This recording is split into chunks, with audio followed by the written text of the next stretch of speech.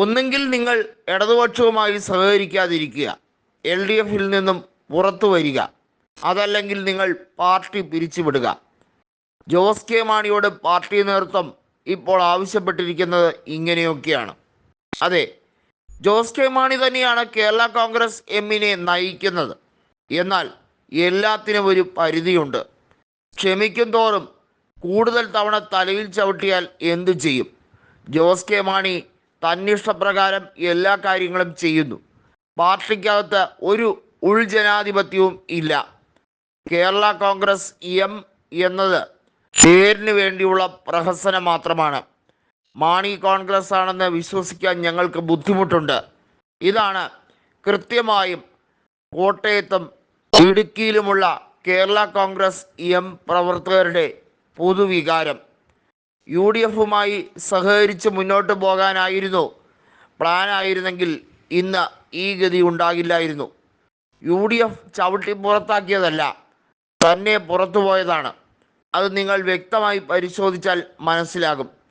ചരൽക്കുന്നിൽ വെച്ച് നടത്തിയ സംസ്ഥാന സമ്മേളനത്തിന് ശേഷം KM മാണിക്ക് തന്നെ മനസ്സിലായി കഴിഞ്ഞിരുന്നു ഈ പാർട്ടിക്ക് നാശമടുത്തു കഴിഞ്ഞിരിക്കുന്നുവെന്ന്. എന്നാൽ അദ്ദേഹം മരിക്കും മുമ്പ് ആ തീരുമാനം തിരുത്തിയിരുന്നെങ്കിൽ ഒരുപക്ഷെ ഇന്ന് ഈ ഗതിയിൽ ആകില്ലായിരുന്നുവെന്നും പാർട്ടി നേതൃത്വം പറയുന്നുണ്ട്. PJ ജോസഫിന് കൊണ്ടുവന്ന അടിയറവ് വെച്ചതുപോലെ ആയിപ്പോയി ഇപ്പോഴത്തെ സാഹചര്യം. PJ ജോസഫിന് കോട്ടയം തിരികെ പിടിക്കുക എന്നുള്ളത് ഏറെ വാശിയുള്ള ഒരു കാര്യമായിരുന്നു. അത് ഏത് വില കൊടുത്തും നേടിയെടുക്കുക.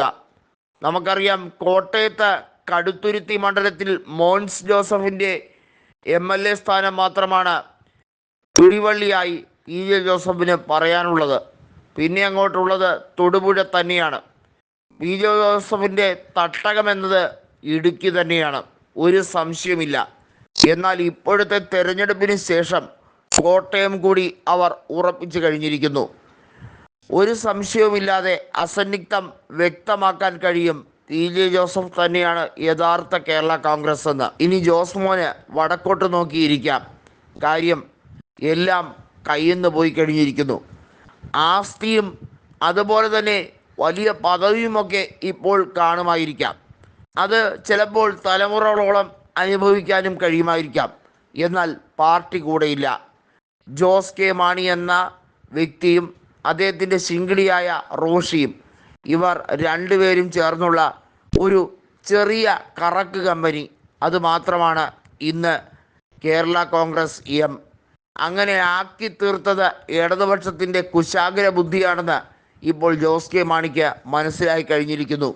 ഇനി അടുത്ത നിയമസഭയിൽ ഇടതുപക്ഷത്തിന് കൂടുതൽ സീറ്റ് ജോസ് കെ മാണിക്ക് കൊടുക്കേണ്ട കാര്യമില്ല.